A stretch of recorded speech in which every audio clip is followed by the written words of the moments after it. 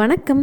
இந்த வீடியோவில் ரொம்ப சிம்பிளாக செய்யக்கூடிய இட்லி தோசைக்கான சைட் டிஷ் தான் எப்படி பண்ணுறதுன்னு காமிக்க போகிறேன். வாங்க பார்க்கலாம். முதல்ல வெங்காயம் ஒரு பெரிய வெங்காயம் எடுத்திருக்கேன், நீல வாக்கில் கட் பண்ணி எடுத்து வச்சுருக்கேன். அடுத்து ஒரு தக்காளி இது மாதிரி சின்ன சின்ன பீஸாக கட் பண்ணி எடுத்து வச்சுக்கோங்க. அடுத்து கடாய் சூடு பண்ணிக்கோங்க. 2 டேபிள் ஸ்பூன் எண்ணெய் சேர்த்துக்கோங்க.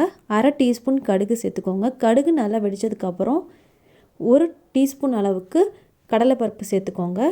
இப்போ அடுத்து நம்ம வெங்காயம் நீல வாக்கில் கட் பண்ணி வச்சுருக்கோம்ல, அதை இப்போ சேர்த்துக்கலாம். இப்போ வெங்காயமும் பொன்னிறமாக நல்லா வதக்கிக்கோங்க.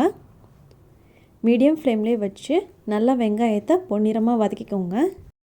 இப்போ இது மாதிரி வெங்காயம் வதக்கிட்டு இருக்கும்போதே இதில் 1/2 டீஸ்பூன் அளவுக்கு மஞ்சத்தூள் சேர்த்துக்கோங்க. அடுத்து தேவையான அளவு உப்பு சேர்த்துக்கலாம்.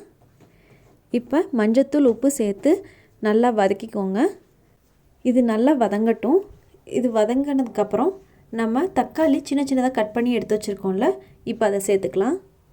நம்ம தக்காளி சேர்த்து வதக்கிட்டு இருக்கும்போதே நம்ம மிக்சியில் அரைக்கிறதுக்கு என்னென்ன தேவைன்னு வாங்க பார்க்கலாம். முக்கியமாக இந்த 3 பொருள் வச்சு தான் நம்ம மிக்சியில் அரைக்க போகிறோம். பொட்டுக்கடலை 2 டேபிள் ஸ்பூன், 1/2 டீஸ்பூன் அளவுக்கு ஜீரகம், 1/2 டீஸ்பூன் அளவுக்கு தனியா. இதோட இந்த சைட் டிஷ்க்கு தேவையான காரத்துக்கு ஏற்ற சிவப்பு மிளகா, நான் 5 சிவப்பு மிளகா எடுத்திருக்கேன். இப்போ இது எல்லாத்தையுமே மிக்சியில் சேர்த்து நல்லா நைஸாக அரைச்சிக்கோங்க. இப்போ இது எல்லாத்தையுமே மிக்சியில் சேர்த்து நல்லா நைஸாக ஃபஸ்ட்டு தண்ணி ஊற்றாமல் நல்லா நைஸாக இது மாதிரி பவுடராக அரைச்சிக்கோங்க. இது மாதிரி நல்லா நைஸாக பவுடராக அரைச்சதுக்கப்புறம் இப்போ இதில் தண்ணி ஊற்றி நல்லா நைஸ் பண்ணிக்கலாம். இப்போ பாருங்கள், தண்ணி ஊற்றி நல்லா நைஸாக அரைச்சி எடுத்து வச்சுருக்கேன். இப்போ நம்ம இந்த அரைக்கிறதுக்குள்ளே நம்ம தக்காளி நல்லா வதங்கியிருக்கும். இப்போ நம்ம அரைச்சி வச்சுருக்கதை இப்போ கடாயில் சேர்த்துக்கோங்க. ஏன்னா இதில் பொட்டுக்கடலை சேர்த்துருக்கனால பொட்டுக்கடலையோட பச்சை வாசனை போகிற முடியும். இது நல்லா கொதிக்க வைக்கணும். அதனால் மூடி வச்சு நல்லா இதை கொதிக்க விடுங்க. அதுக்கேற்ற மாதிரி தண்ணி ஊற்றிக்கோங்க. நல்லா தண்ணி ஊற்றி மூடி வச்சு இதை நல்லா கொதிக்க விடலாம். பொட்டுக்கடலையோட பச்சை வாசனை போகிற முடியும்.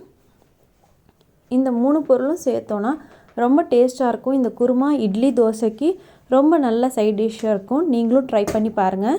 இப்போ பாருங்கள், இது நல்லா கொதிக்க வச்சாச்சு. இந்த தண்ணி பதமும் போயிடுச்சு, பச்சை வாசனை பொட்டுக்கடலையோட பச்சை வாசனையும் போயிடுச்சு. கடைசியாக கொத்தமல்லி தழை இது மாதிரி நல்லா தூவிடுங்க. ரொம்ப டேஸ்டியானதை இந்த குருமாவை ட்ரை பண்ணி பாருங்கள்.